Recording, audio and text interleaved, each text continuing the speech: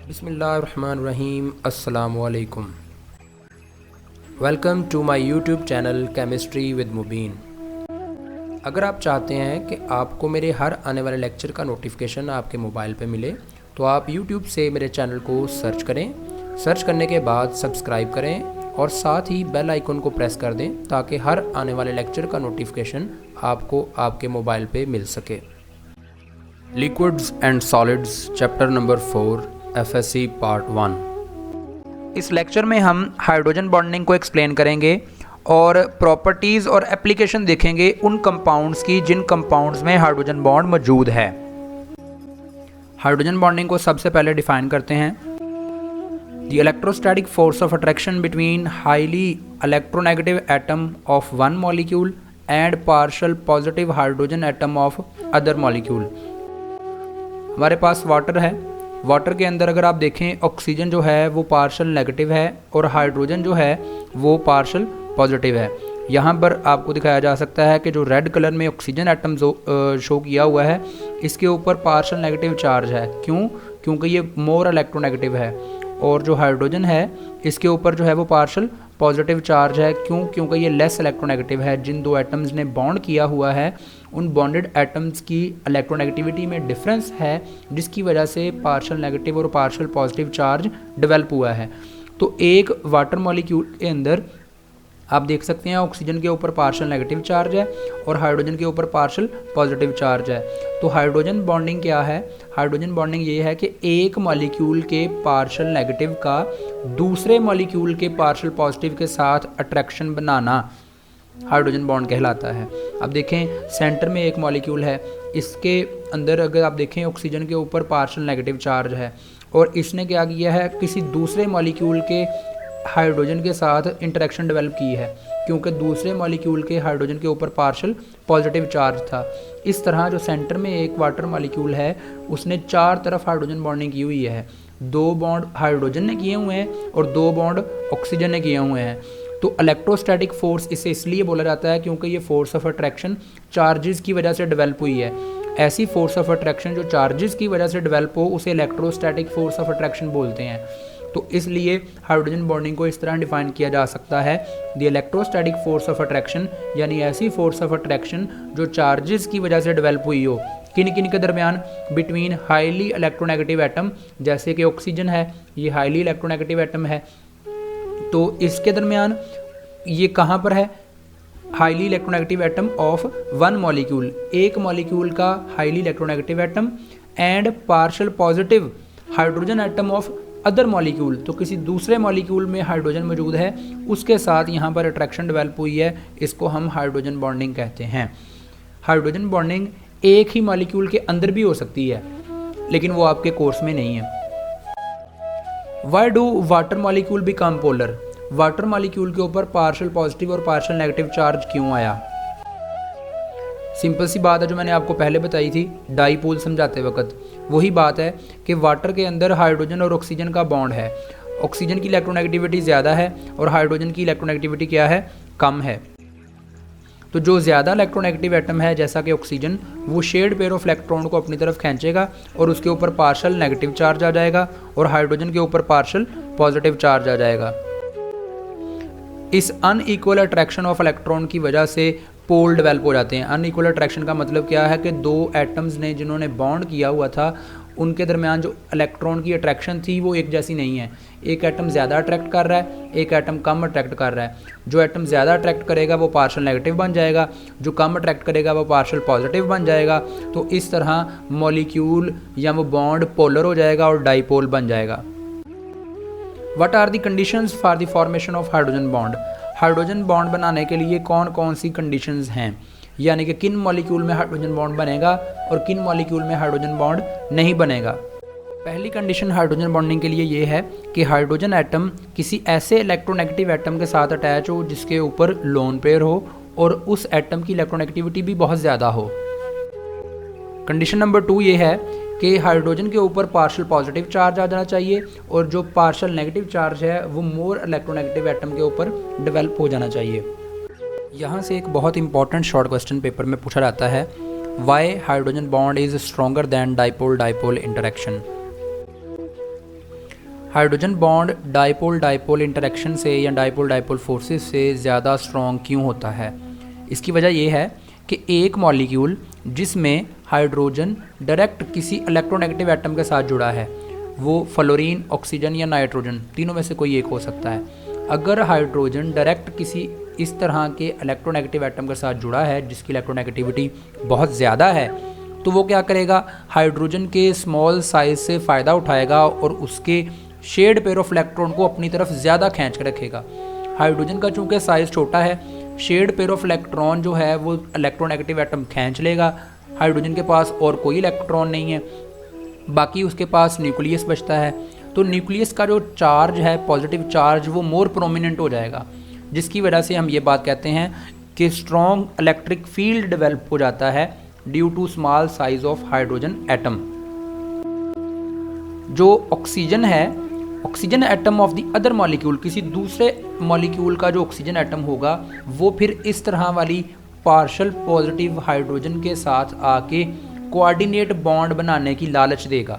वो उसे कहेगा कि देखो मेरे पास लोन पेयर ऑफ इलेक्ट्रॉन है, मैं तुम्हारे साथ आकर अट्रैक्शन बनाना चाहता हूँ, तुम मेरा इलेक्ट्रॉन लो और समझो ये है ही तुम्हारा। तो इस तरह इस लालच में, क्योंकि हाइड्रोजन के ऊपर तो बहुत ज़्यादा पॉजिटिव चार्ज आया हुआ है, तो उन दोनों के दरमियान अट्रैक्शन डेवलप हो जाती है। ऑक्सीजन उसको इलेक्ट्रॉन देता नहीं है, बस लालच देता है कि देखो मेरे पास लोन पेयर है, ये मैं तुम्हें दूंगा, मेरे साथ अट्रैक्शन बना लो। तो उन दोनों के दरमियान, क्योंकि पॉजिटिव चार्ज हाइड्रोजन के ऊपर है और ऑक्सीजन के ऊपर बहुत ज़्यादा पार्शल नेगेटिव है, क्यों? क्योंकि जो दूसरे मॉलिक्यूल की ऑक्सीजन है उसने अपने मॉलिक्यूल की हाइड्रोजन के साथ भी तो यही किया हुआ है। उसने अपने मॉलिक्यूल की हाइड्रोजन से भी इसी तरीके से इलेक्ट्रॉन छीने हुए हैं। जब किसी से इलेक्ट्रॉन छीने हुए हैं तो फिर किसी को दिए भी जा सकते हैं, यानी 2 नंबरिंग करनी हो तो रल के करो। Thus, this type of bond form is definitely stronger than dipole-dipole interaction. Dipole-dipole interaction से ये strong होता है। अब आपको मैं थोड़ी सी पीछे वाली स्टोरी याद करवाऊँ। मैंने ये बात कही थी कि dipole-dipole forces में जितनी ज़्यादा polarity develop होगी, मतलब 2 मॉलिक्यूल के दरमियान dipole-dipole force बनती है, 2 डाइपोल्स के दरमियान dipole-dipole force बनती है। जैसे HCl और HCl 2 डाइपोल हैं, इन दोनों के दरमियान जो है वो partial positive partial negative charge की वजह से डाइपोल डाइपोल फोर्सेस क्रिएट होती हैं। जब इन दोनों के दरमियान डाइपोल डाइपोल फोर्सेस क्रिएट होती हैं तो वजह क्या है? इलेक्ट्रोनेगेटिविटी डिफरेंस दोनों एटम का। उस इलेक्ट्रोनेगेटिविटी डिफरेंस की वजह से पार्शल नेगेटिव और पार्शल पॉजिटिव चार्ज आया, यानी जो इंटरमॉलिक्यूलर फोर्स डेवलप हुई हैं वो किस वजह से हुई हैं? पार्शल नेगेटिव और पार्शल पॉजिटिव चार्ज की वजह से। अब जितना पार्शल नेगेटिव और पार्शल पॉजिटिव चार्ज ज़्यादा होगा उतनी अट्रैक्शन क्या होगी? ज़्यादा होगी। तो 3 एटम ऐसे हैं जो क्या करते हैं? बहुत ज़्यादा इलेक्ट्रोनेगेटिव हैं, बहुत ज़्यादा partial positive partial negative create करते हैं। इसका मतलब ये हुआ कि उन 3 की वजह से जो बनाई हुई इंटरमॉलिक्यूलर फोर्स होंगी वो नॉर्मल इंटरमॉलिक्यूलर फोर्सेस से क्या होंगी? स्ट्रॉन्ग होंगी। तो जब भी हाइड्रोजन एटम किसी मोर इलेक्ट्रोनेगेटिव एटम के साथ जुड़ा होगा तो हाइड्रोजन के ऊपर बहुत ज़्यादा पार्शल पॉजिटिव चार्ज आ जाएगा, जिसकी वजह से एक मॉलिक्यूल का पार्शल पॉजिटिव हाइड्रोजन किसी दूसरे मॉलिक्यूल की पार्शल नेगेटिव ऑक्सीजन, फ्लोरीन या नाइट्रोजन के साथ ज़्यादा अट्रैक्शन डेवलप कर पाएगा। क्यों?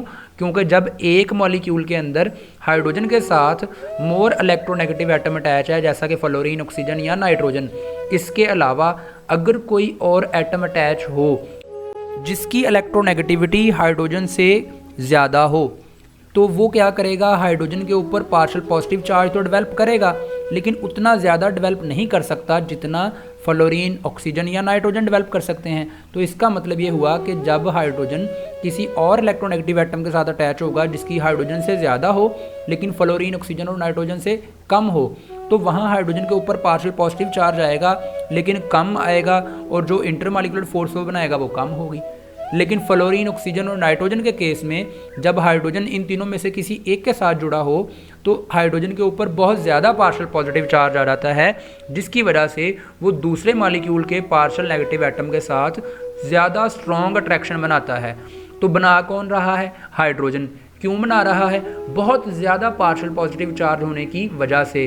तो ये हाइड्रोजन एटम अट्रैक्शन बना रहा है और ये अट्रैक्शन नॉर्मल अट्रैक्शन से ज़्यादा होती है, इसलिए हम इसको फिर हाइड्रोजन बॉन्ड कंसीडर कर लेते हैं, क्योंकि ये बना कौन रहा है, हाइड्रोजन, और इंटरमॉलिक्यूलर फोर्सेस से ये ज़्यादा स्ट्रॉन्ग है, तो फिर इसलिए हम इसके नाम के साथ बॉन्ड लगा देते हैं।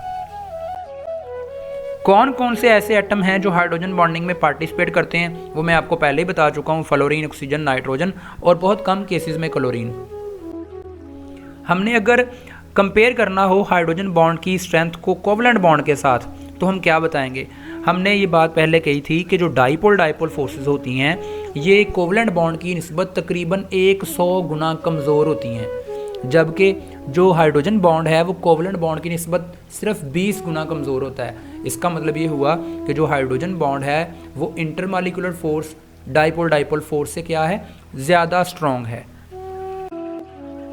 हाइड्रोजन बॉन्डिंग को अगर हम एक्सप्लेन करें वाटर के अंदर, पेपर में आपको सवाल आ सकता है कि एक्सप्लेन या show the hydrogen bonding in water.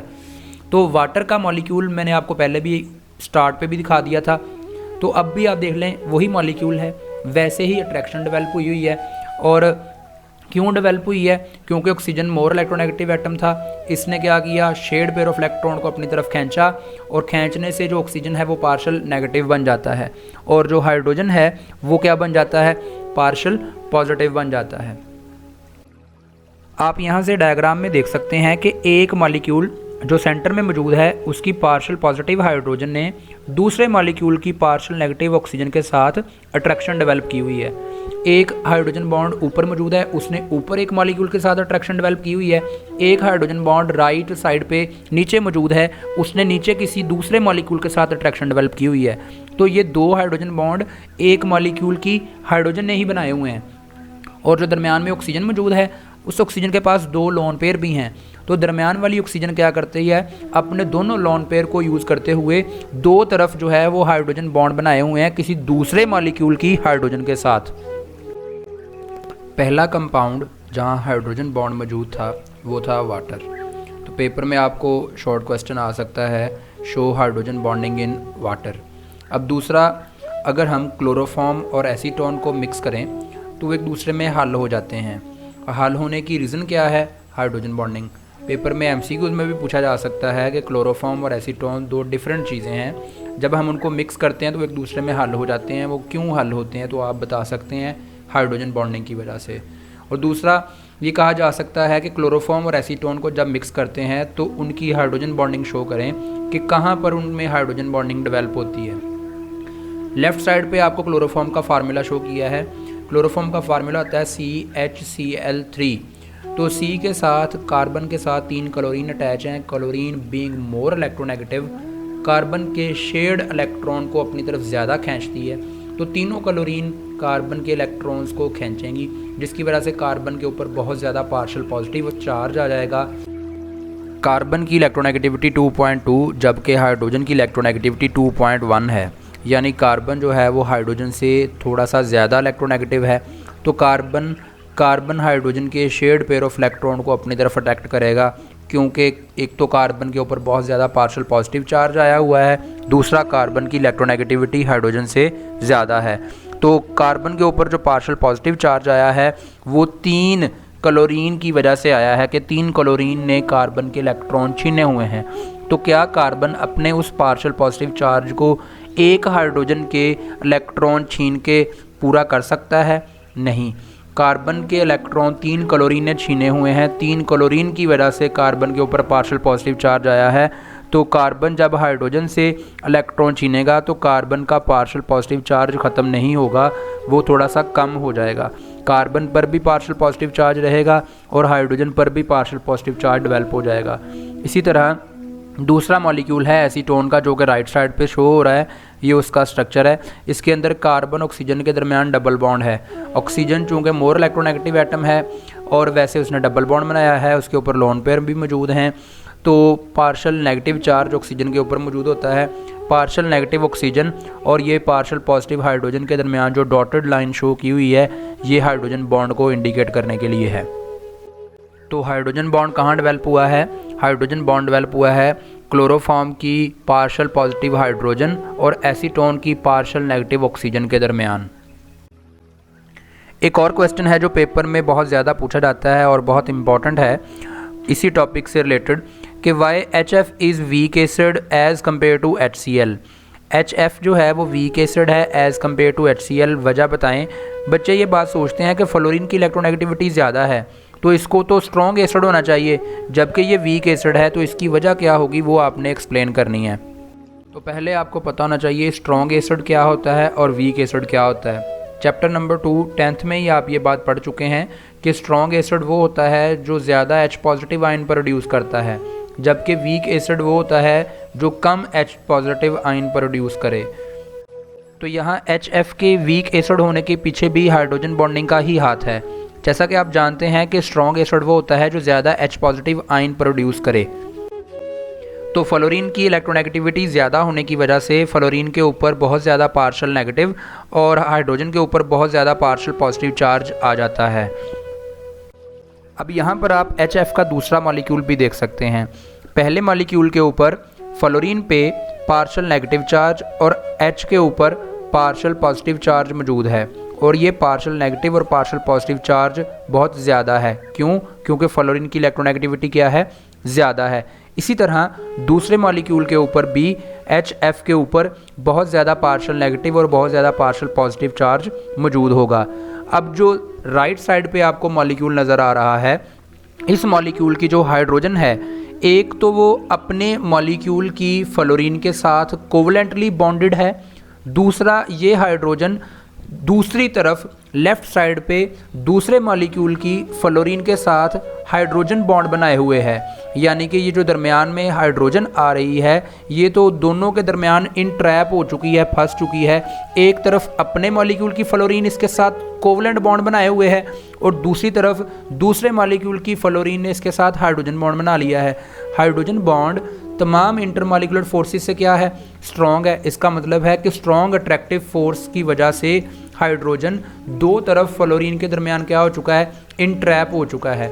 अब यहाँ पर पोलैरिटी बहुत ज़्यादा है, पार्शियल नेगेटिव और पार्शियल पॉजिटिव चार्ज बहुत ज़्यादा है, जिसकी वजह से हाइड्रोजन को दूसरे मॉलिक्यूल की फ्लोरीन भी बहुत ज़्यादा अट्रैक्ट कर रही है, और अपने मॉलिक्यूल की जो फ्लोरीन है वो तो अट्रैक्ट करेगी क्योंकि उन्होंने तो कोवलेंट बॉन्ड बनाया हुआ है।